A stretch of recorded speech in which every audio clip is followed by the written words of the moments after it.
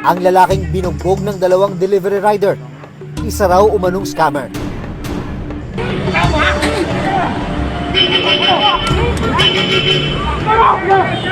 Ang dami na nadali niya. 1-9 yan. Ano nga ba ang modus ng suspect?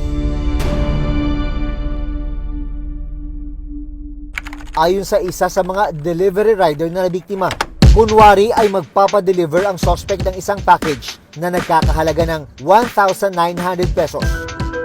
Pero kailangan abonohan muna ito ng rider at babayaran ang rider ng tatanggap ng item. Pero peke raw ang lugar at ang taong magre-receive ng package. At kapag binuksan ang package, basahan lang ang laman nito.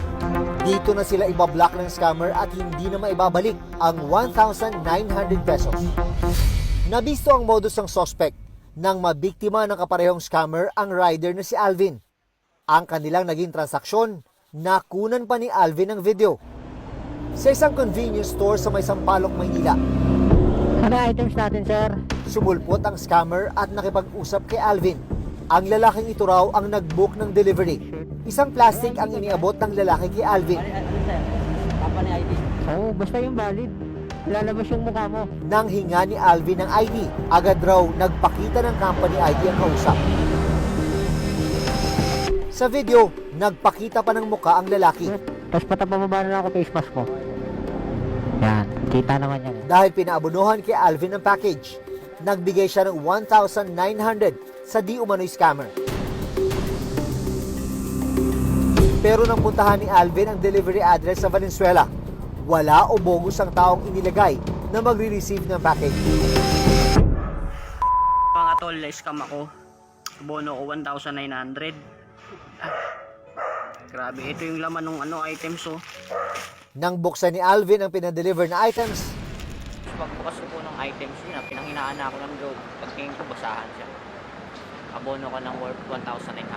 Yung 1,900 na yun, kita mo ng isang buong araw. Mga ano po, mga 3 araw. 3 araw. Talaga po yung time na yun na parang gusto ko na lang talagang umiyak.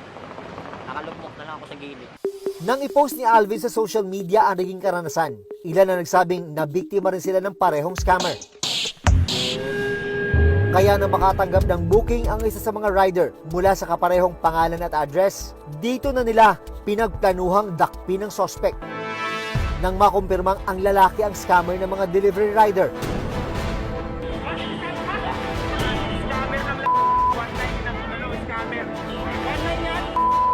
dito na binugbog ang suspect.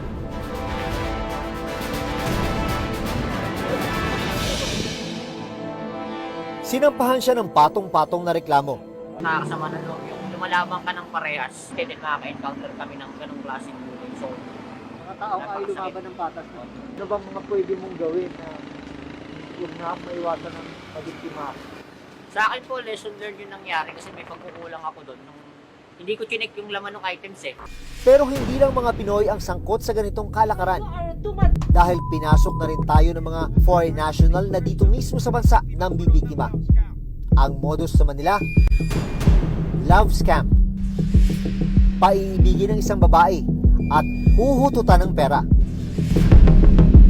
Nitong 2020, isang training area umano ng mga Nigerian scammer ang nadiskubre ng mga otoridad. Madami tayong mga paraphernalias at computers na nakuha. Makikita mo doon kung paano sila nag-hack. Ini-scam nila hindi lang individuals, pati mga kumpanya. And again, using government institutions in victimizing yung mga companies and individuals. Sabi ng NBI, makatutulong ang panukalang SIM card registration sa bansa para madaling matukoy ang pagkakakilanlan at lugar ng mga scammer. Kapag mayroon na tayong SIM Registration Act, nahihirapan ang mga online scammers na gawin ito. Kasi kung kanino po naka-register yung SIM card, maaari na po nating matrace kung sino yung scammer. Mas mabilis po natin silang matrace.